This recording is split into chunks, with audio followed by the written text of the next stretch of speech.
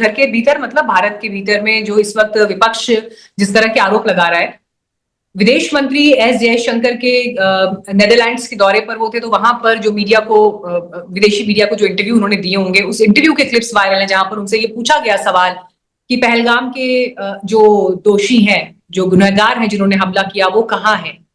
उनसे ये सवाल, अमेरिका के रोल पर सवाल पूछा गया, तो वो सारे सवाल जो भारत की राजनीति में इस वक्त हावी हैं, वही सवाल वहां पर एड्रेस किए गए।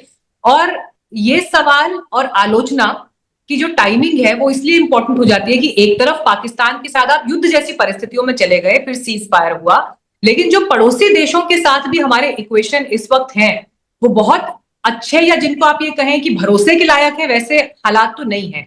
भारत की विदेश नीति सर इस वक्त आपकी नजर में कहां स्टैंड करती है, कितनी चैलेंजिंग? देखिए, ये बहुत बड़ा सवाल है मीनाक्षी जी, मेरे हिसाब से, क्योंकि इसके बहुत पहलू हैं जिसमें मैं बहुत कुछ कह सकता हूँ आपसे।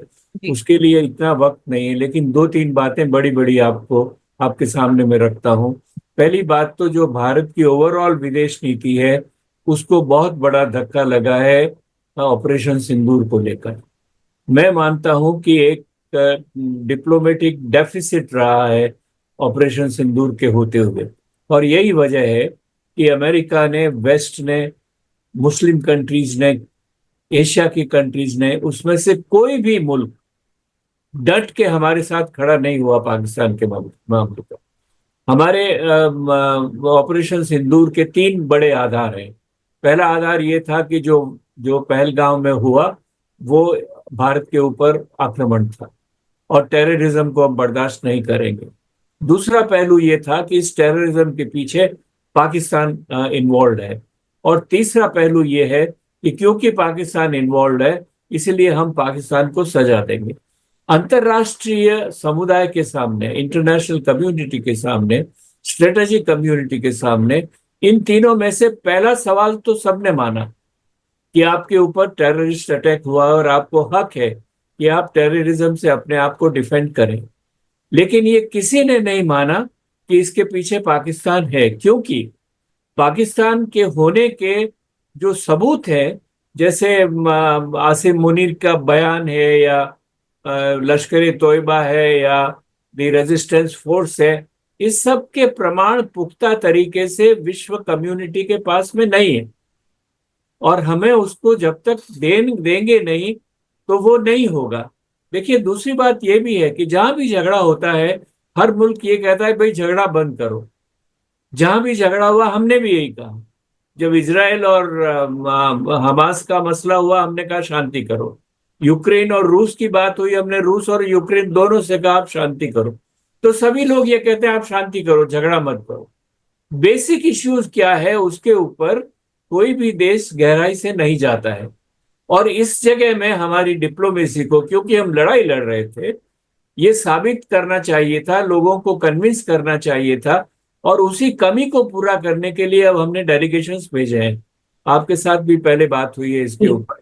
तो इस तरह से जो ओवरऑल फॉरेन पॉलिसी है उसमें कमी रही है, और इसका मैं विस्तार से अभी चर्चा नहीं करूंगा। आपका कोई विशिष्ट प्रश्न होगा तो उसको मैं जरूर रिस्पॉन्ड करूंगा। भारत के सर बांग्लादेश के साथ जो संबंध अभी नेबरहुड में मैं आ रहा हूँ, ये दूसरा पहलू है।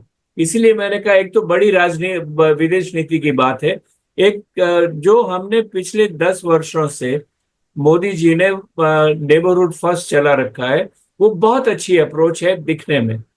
लेकिन जिस ढंग से हमने इसको इम्प्लीमेंट करना शुरू किया, उसमें हमने उसके पीछे छुपा हुआ मुद्दा यह है कि neighbourhood first but with in India first. तो जो हम चाहते हैं वो पहले होना चाहिए।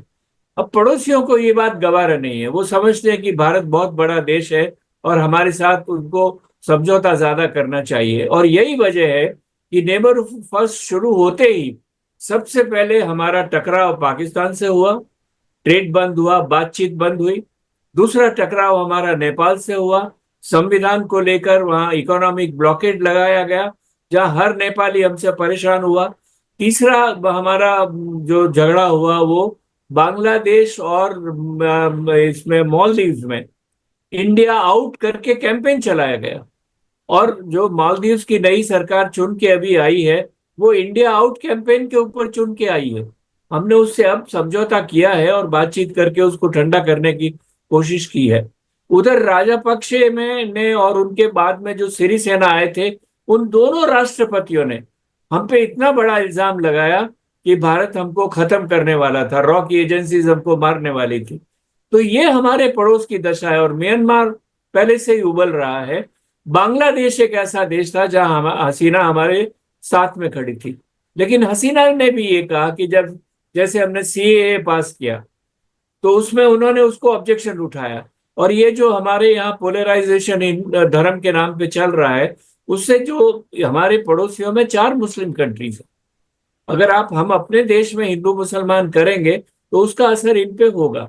वो चाहे कहे चाहे नहीं कहे, औपचारिकता से कहे या नहीं कहे। तो इस तरह से हमारे नेबरहुड फर्स्ट की पॉलिसी दिखने में बोलने में बहुत अच्छी है। और हमने बहुत सारे काम भी किए हैं उसमें। हमने असिस्टेंस बढ़ाई है।